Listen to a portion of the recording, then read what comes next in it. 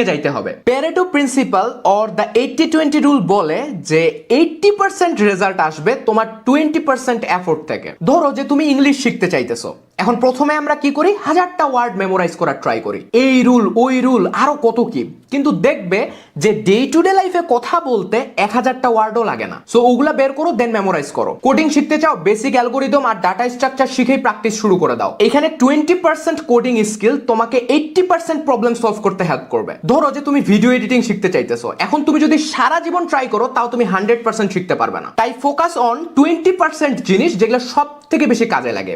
এই জিনিসগুলো শিখার পরেই তুমি নিজের ক্রিয়েটিভিটি কাজে লাগায় এডিটিং শুরু করে দাও। কোনো কিছুর ফান্ডামেন্টালস গুলো প্রপারলি বুঝতে পারলে বাকি লার্নিং প্রসেসটা তোমার জন্য অনেক ইজি হয়ে যাবে। আর কোনো কিছুর বেসিক ফান্ডামেন্টাল গুলো শেখার একটা বেস্ট ওয়ে হচ্ছে অ্যাক্টিভ রিকলিং। এটা মানে হইলো তুমি সেম ইনফরমেশন বারবার রিভিউ না করে ওইটা তোমার কতটুকু মনে আছে সেইটা যাচাই করার ট্রাই করবে। ধরো তুমি কোডিং